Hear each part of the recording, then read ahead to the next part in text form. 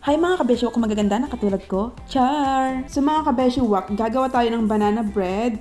At kung mahilig kayo sa banana bread, check na magugustuhan nyo itong version na ito. Gagawa tayo ng cream cheese filled banana bread. Malambot, matamis, at creamy sa bawat kagat. So ano pang hinihintay nyo? Welcome sa panlasang lot-lot. Charot! Charot lang! Una mga kabesyo wak is kailangan natin ng unsalted butter and then sugar. So i-cream natin sila together. So, dapat naka-room temperature yung ating butter and lagyan natin yung sugar.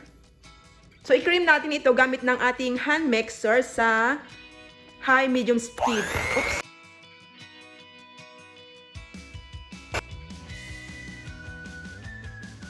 So, i-script down lang natin ito.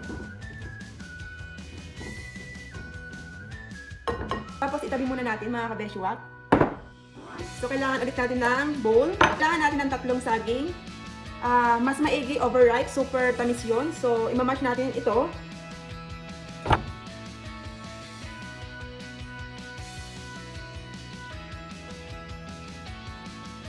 So, okay na to. Tabi natin. So, ngayon naman, ilagay na natin tong ating banana sa ating mixture ng butter and sugar.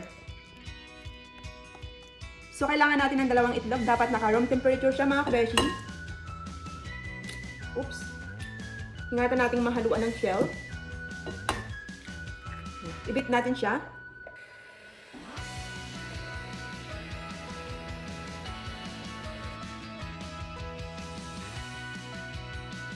Script down lang natin para ma-make sure natin na well incorporated silang lahat.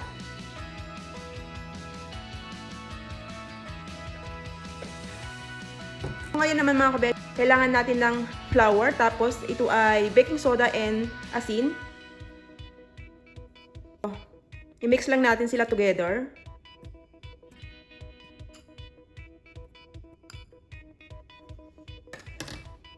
And then, ilagay natin dito sa ating wet ingredients. Yan. So, gagamit lang tayo ng spatula dito para i-mix yung ating dry ingredients and wet ingredients. Okay? Para hindi lang natin siya ma-overmix.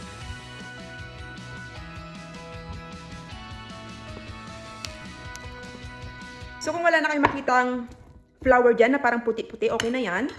So, ngayon naman, lalagyan natin ng resins. So, i-fold lang natin ito ng dahan-dahan.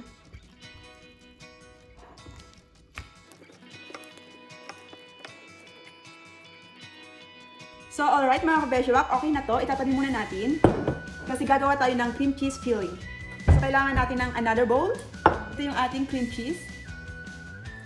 Kailangan natin ng sugar. And kailangan natin ng flour. So, ngayon naman, ibibit natin ito. Imimix natin sila together. Spatula na lang yung ating gagamitin kasi tinatamad na akong hugasan yung ating hand mixer. Pero parang mahirap. Parang mahirap to. So, ang hirap ng spatula, kailangan natin siyang i-beat gamit yung ating hand mixer. Okay? So, off we go. Yay! Magtatalsikan siya. Ito yung mahirap eh.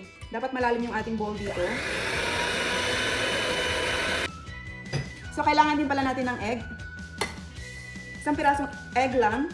And dapat naka-room temperature din siya. Okay? Try natin gamitin itong ating whisk.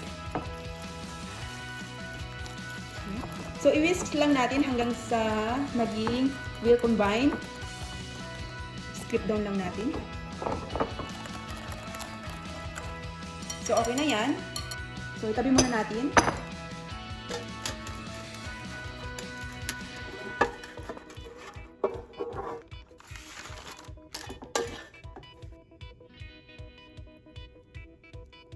Spread lang natin to. Tapos, ilagay na natin itong cream cheese filling na mixture natin. Ayan. Super smooth niya mga kabeshuwak. So, ilagay na natin itong yung remaining natin. So, simutin lang natin ito mga kabeshi. Sayang din. I-bake na natin ito mga kabeshiwak sa ating preheated oven at least 40 to 50 minutes.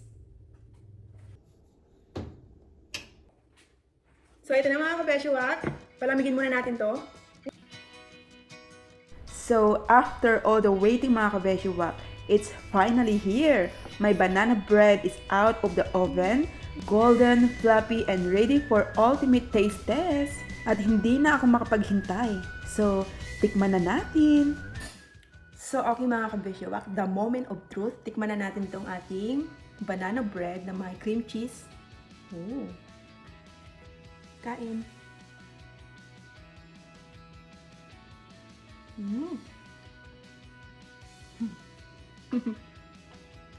OMG, super sarap niya mga kabeshi, as in, ang sarap. Last bite.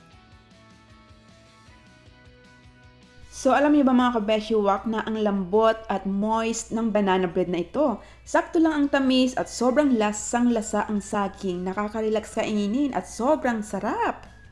So okay mga kabeshiwak, dito na po nagtatapos ang ating banana bread journey. So if you enjoyed this video, don't forget to like, comment, and subscribe. Thank you so much for watching mga kabeshiwak. See you again on the next sweet creation. Bye!